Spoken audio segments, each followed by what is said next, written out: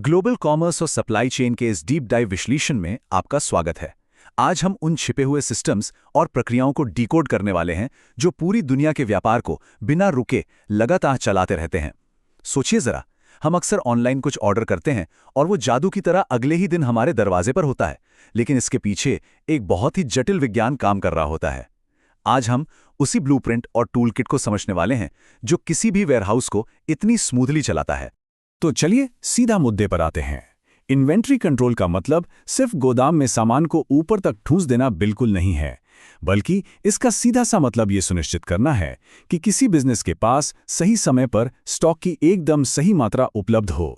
ये लागत को कम करने और ग्राहकों की खुशी को बढ़ाने के बीच का एक बेहद नाजुक संतुलन है। सच कहा जाए तो यही किसी भी सफल वेयरहाउस की असली धड़कन है। आज की हमारी इस चर्चा का रोड मैप बिल्कुल क्लियर है।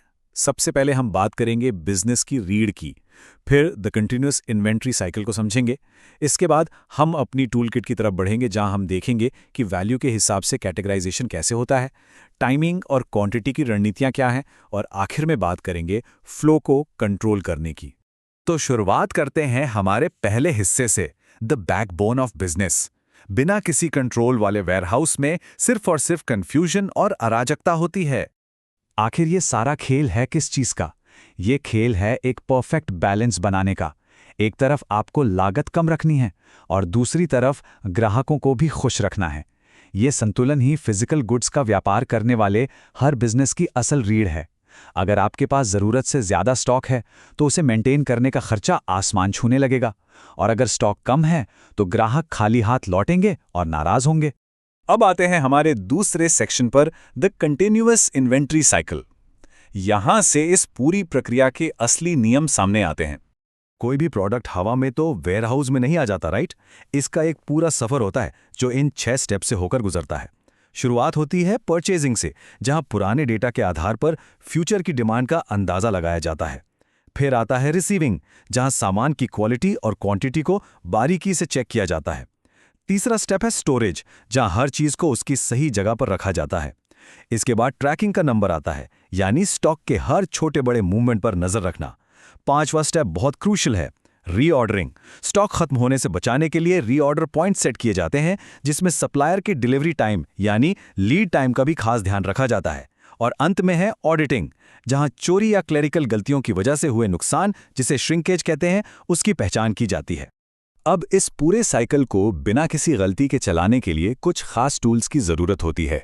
मॉडर्न वेयरहाउस में वेयरहाउस मैनेजमेंट सिस्टम्स यानी WMS का इस्तेमाल होता है, जो स्टॉक की लोकेशन को पूरी तरह से ऑटोमेट कर देता है। इसके अलावा बारकोड स्कैनिंग और RFID तकनीक की मदद से वेयरहाउस की हर एक गतिविधि को ट्रैक किया जाता है। ये तकनीकें ह्यूमन एरर यानी मानवीय गलतियों को लगभग खत्म कर देती हैं और काम की रफ्तार को कई गुना बढ़ा देती हैं। यहां से हम अपने विश्लेषण के टूलकिट वाले हिस्से में एंट्री ले रहे हैं। Section 3, categorising by value. यहां हम देखेंगे कि कंपनियां अपने स्टॉक को प्रायोरिटी कैसे देती हैं। अब जरा ABC एनालिसिस के इस दिलचस्प पैटर्न को देखिए। यहां किसी वस्तु की कीमत और उसकी सेल्स वॉल्यूम के बीच एक उल्टा कनेक्शन साफ नजर आता है। कैटेगरी A में हाई वैल्यू वाली चीजें होती हैं जिनकी सेल कम होती है, इसलिए इन्हें सबसे स्ट्रिक्ट कंट्रोल की जरूरत होती है। इसके एकदम उलट कैटेगरी C में कम कीमत वाली चीजें होती हैं जो बहुत तेजी से बिकती हैं, इसलिए इन पर कम निगरानी से भी काम चल जाता है। और कैटेगरी B इन दोनों के ठीक बीच का रास्ता है। चलिए आगे बढ़ते हैं हमारे चौथे सेक्शन की तरफ, टाइमिंग एंड क्वांटिटी स्ट्रैटेजीज। यहां हम उन एडवांस तकनीकों को समझेंगे जो ये तय करती हैं कि स्टॉक कब और कितना मंगाना है। पहली शानदार रणनीति है जस्ट इन टाइम यानी JIT। नाम से ही इसका आइडिया लग जाता है, इन्वेंट्री को जितना हो सके कम रखना। इसमें सामान सिर्फ तभी ऑर्डर किया जाता है जब प्रोडक्शन या सेल्स के लिए उसकी एकदम सख्त ज़रूरत हो। ये स्टोरेज कॉस्ट को तो काफ़ी कम कर देता है, लेकिन ध्यान रहे इसके लिए आपकी सप्लाई चेन का एकदम बुलेट प्रूफ होना ज़रूरी है। अगर सप्लाई में ज़रा सी भी देरी हुई तो पूरा स्टॉप आउट हो सकता है। इसके बाद नंबर आता है EOQ यानी इकोनॉमिक ऑर्डर क्वांटिटी का।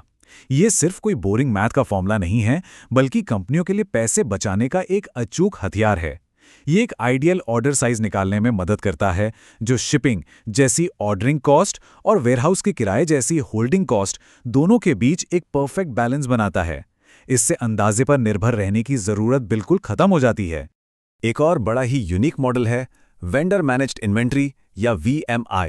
इसमें इन्वेंट्री को ट्रैक करने और दोबारा भरने का सिरदर्द खरीदार का नहीं बल्कि सीधे सप्लायर का होता है। सप्लायर खुद खरीदार के वेयरहाउस में स्टॉक पर नजर रखता है और जरूरत पड़ने पर उसे अपने आप रिफिल कर देता है। ये जिम्मेदारी को पूरी तरह से शिफ्ट करने का एक बहुत ही स्मार्ट तरीका है।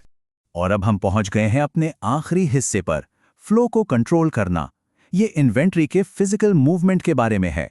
अब ये कैसे तय होगा कि वेयरहाउस से कौन सा सामान पहले बाहर जाएगा? इसके लिए दो बिल्कुल ऑपोजिट तरीके इस्तेमाल होते हैं, first in first out FIFO और last in first out LIFO. ये दोनों ही स्टॉक के क्रोनोलॉजिकल फ्लो पर आधारित हैं, लेकिन काम एकदम उल्टे तरीके से करते हैं। चलिए इसे रियल लाइफ उदाहरण से समझते हैं। फीफो का मतलब है जो पहले आया वो पहले जाएगा, जैसे ताज़ी ब्रेड या दवाइयाँ जिनके एक्सपायर होने का डर रहता है।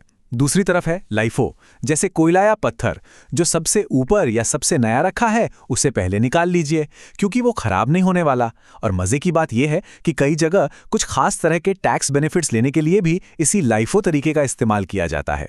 तो इन सारी रणनीतियों को डिकोड करने के बाद एक बड़ा सवाल हमारे सामने आता है, क्या आज की तेजी से बदलती और कॉम्प्लेक्स होती सप्लाई चेन के लिए इनमें से कोई एक तरीका काफ़ी है, या फिर अब वक्त आ गया है कि बिल्कुल शुरुआत से एक नए सिस्टम को डिज़ाइन किया जाए? सही टूलकिट का चुनाव ही आज के समय में किसी बिजनेस की सफलता तय करता है। इसी विचार के साथ आज के इस विश्लेषण को हम यहीं समाप्त करते हैं। हमें उम्मीद है कि वेयरहाउसिंग और इन्वेंट्री कंट्रोल के पीछे का ये विज्ञान आपको ज़रूर दिलचस्प लगा होगा।